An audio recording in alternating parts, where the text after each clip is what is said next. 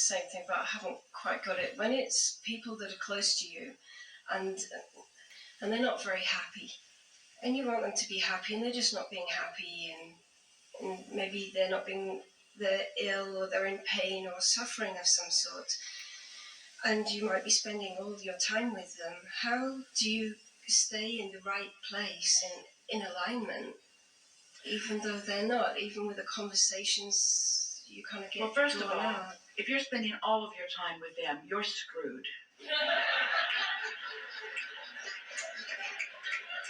Because you're not giving yourself an opportunity to come back into alignment. Dart in, take all you can take, and then meditate yourself back into the receptive mode.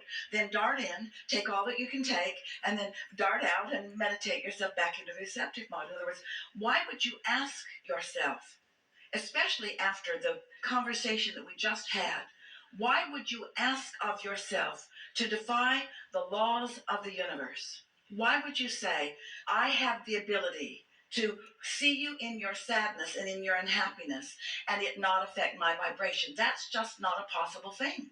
If you know they're sad, then you're sad about them being sad and you're not in alignment. And so sometimes you want to, your impulse is to not be there because your natural instinct, whether you admit it or not, is to feel good. Your natural instinct is to gravitate toward what feels good. But then you feel guilty because so often you've decided that if somebody else doesn't feel good, then you need to be there and help them feel better. But here, how that defies the step 1 and the step 3 part of the deliberate creative process. If they don't feel good and you're watching them not feel good, then you're all in step 1 and nobody's in step 3. And step 1 is you're asking. But the problem is when you're asking from an awareness of the problem, you're vibrating with the problem. That's why sometimes prayers work and sometimes they don't. And when they don't work, it's because you're praying for something that you don't want to go away. You're focused upon the unwanted thing. And you cannot focus upon the unwanted thing and diminish it. It will not diminish right before your eyes. And so what you would want to say to someone who you love and who you want them to know that you love them, you want to say to them, I can't help you when I'm here suffering right alongside of you. And when I'm not with you, then I can more easily see you in a better state of being. And sometimes they are emotionally, we're not talking about physical illness, but sometimes they're emotionally too far gone to hear you. Because there are a lot of people that the more they're suffering, the more they darn well think that you should be right there standing with them suffering too. And if you're not, then you're just not a good friend, when actually the opposite is true. Because law of attraction is about inclusion. There is no exclusion. There is only about attraction. There's no pushing away of anything. And so when you're standing inside awareness of a problem, that's just where you are. You're having a step 1 moment, and that's fine. But don't ask yourself to be in the receptive mode when you're having a step 1 moment. So then you have to ask yourself, how many step 1 moments do I need in order to ask for an improvement? Well, not more than you've already got. You've already asked. So now, how are you going to find a way to tune into a frequency that's not only going to help them, but will help you too? How are you going to turn into that frequency? That's like setting your radio dial on a station that plays some sort of music or commentary that you don't like and just saying, I'm just going to stay here until they change their tune. I'm just going to keep listening until they change their tune. And we say, it might be a while. Or maybe you could change your dial. We're asking all of you, what do you think it is? Let's have a conversation about this. What causes you to lock yourself in to an unwanted situation? And what makes you willing to stay in that unpleasant situation when everything that you know about the laws of the universe tells you that no good will come from that? And so we're just doing another sales job here. We're just wanting to convince you that you've got to care enough about how you feel. Do you understand what we mean by the receptive mode? Do you? Do you get it, that you are an extension of source energy and that source energy is being flowed to you at all times, and that with some subtle tuning that you could be the receiver of it? And do you get it that some situations it's easier for you to receive it than others. We're not asking you to stand in the middle of a big mess and get in the receptive mode. No one can do that. But we're asking you not to stay there all the time. We're asking you to get away from there and get into a quiet place. Quiet your mind. Allow your thoughts to soften. Get into a meditative state. Allow yourself to reconnect with this life-giving resource and source energy. Allow yourself to replenish. Let your vibrational nature begin again. Find the place of no thought, because in the absence of thought, there'll be a pure vibration. A pure vibration, it won't be very invigorating, it won't be very interesting, but it will be pure in that there will be no resistance in it. And if you can stay there for as little as 16, or 1716, or 1716, or 1716, or 716 seconds, another thought like it will join it, and now you've got a little momentum going. And then it's easier still, and easier still, and easier still, until you have stabilized again. And now you're back in your energy stream, back into your knowing of well-being.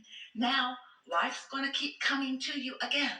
Something else is going to happen, but for that one time in meditation, you will be more stable when it comes than you would have been if you didn't accomplish that, you see.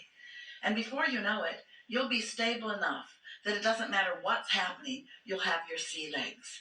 You'll be stable enough that you'll be anticipating what's coming and you'll be ready for it. You'll be stable enough that your energy connected to source, which is more powerful than we can even find words to describe. You'll find a leverage in your alignment that will allow you stability no matter what's going on. And then you don't have to hide from them. You can go to where they are and maintain your stability. And if something extreme happens and you feel your own stability slipping, then you must leave and regain your stability. It's like, anyone had any lifeguard training? Jerry talked about it a lot. He was a lifeguard in New Orleans on Lake Pontchartrain. And he was told early on he was a strong swimmer, really good lifeguard. Used to practice saving someone all the time, and Esther said, that's a good thing. That's a really good thing. Because Esther did not see herself as a strong swimmer. And when we get into the ocean, she'd say, let's practice you saving me right away. Let's make sure you've still got it.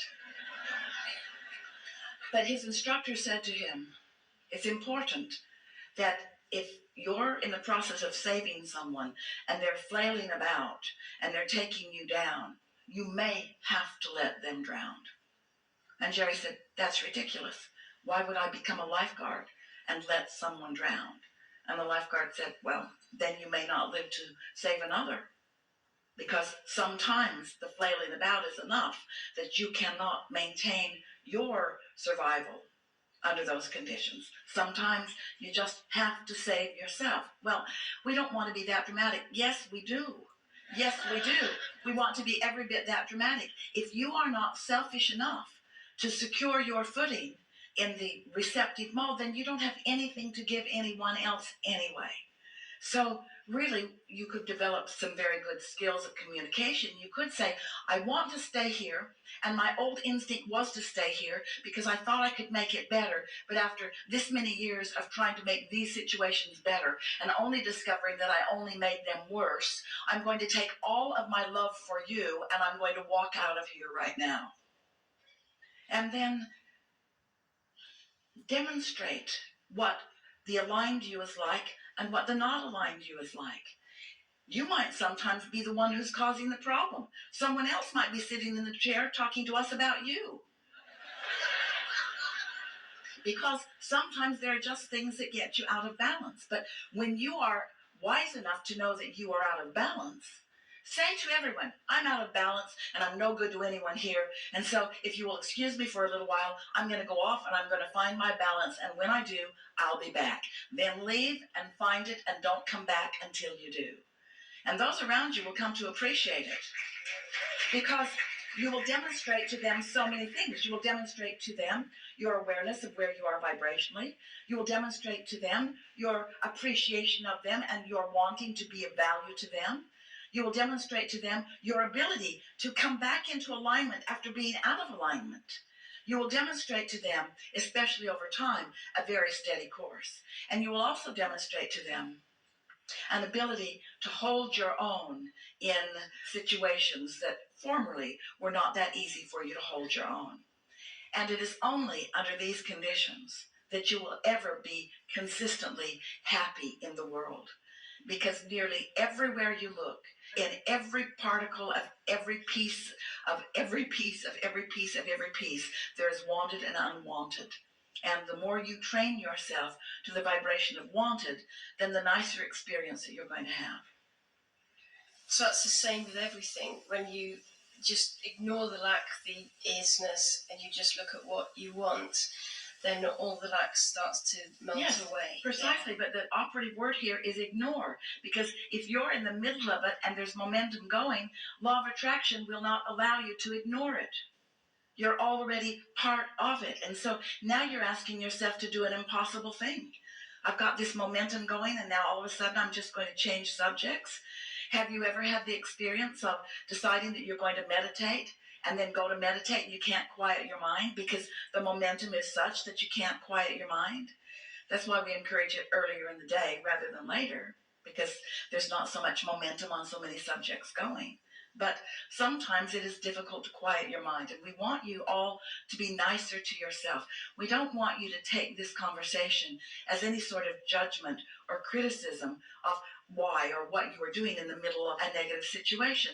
Life is happening around you. Manifestations are full of all kinds of things.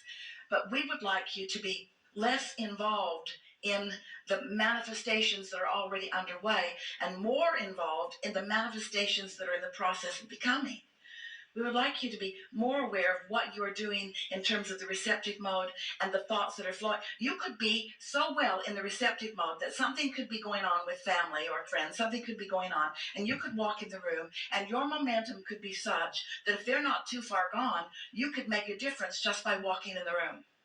And even if you stay and listen for a little bit, you might be, since you're still in the receptive mode, inspired to say something really funny or really clever or really insightful that might awaken them to what's going on in some way.